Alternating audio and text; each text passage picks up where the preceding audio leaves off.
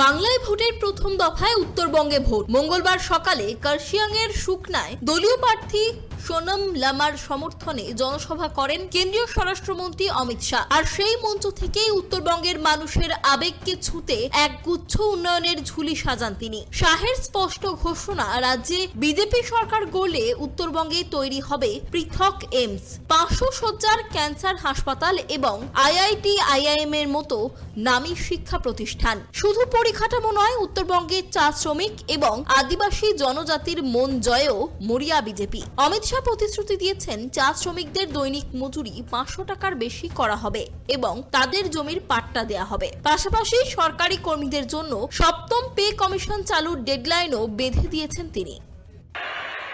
भाजपा सरकार बनते ही उत्तर बंगाल में एक अलग एम्स बनाने का काम भारतीय जनता पार्टी करेगी। हमने चाय उद्योग के लिए ढेर सारे काम किए हैं, पूरा प्लानिंग कर रखा है। इस चाय बागानों को हम बेचने नहीं देंगे, उनको पुनः पल्लवित करने का काम भारतीय जनता पार्टी की सरकार करेगी।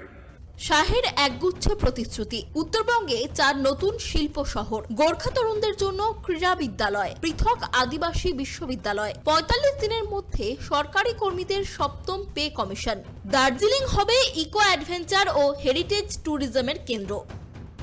তবে সব ছাপিয়ে রাজনৈতিক মহলে চর্চা শুরু হয়েছে গোর্খা সমস্যা নিয়ে শাহের মন্তব্য ঘিরে। পৃথক গোর্খাল্যান্ডের নাম না নিলেও শাহের ইঙ্গিতপূর্ণ মন্তব্য, 6ই মে এমন সমাধান বের করব যাতে প্রত্যেক গোর্খার মুখে হাসি ফোটে। পাশাপাশি 31শে জুলাইয়ের মধ্যে গোর্খাদের ওপর থেকে সমস্ত মামলা প্রত্যাহারেরও আশ্বাস দিয়েছেন তিনি।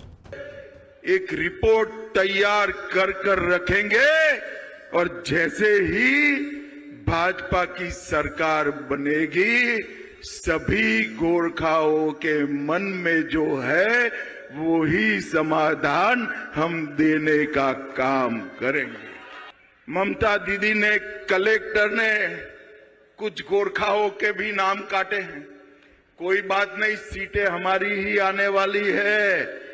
चुनाव समाप्त होते ही चुन कर हर गोरखा को वापिस मतदाता सूची में डालने का काम भारतीय जनता पार्टी करेगी। বিক্ষুব্ধ গোর্খাদের ভোটার তালিকায় নাম ফেরানোর প্রতিশ্রুতি দিয়ে অমিত শাহ বুঝিয়ে দিলেন, উত্তরবঙ্গের পাহাড় থেকে সমতল প্রতি ইঞ্চি জমি রক্ষায় বিজেপি কতটা মরিয়া। এখন দেখার শাহের এই মাস্টার প্ল্যান EVM এ পদ্ম ফুল ফোটায় কিনা। Bureau report, KTV Bangla.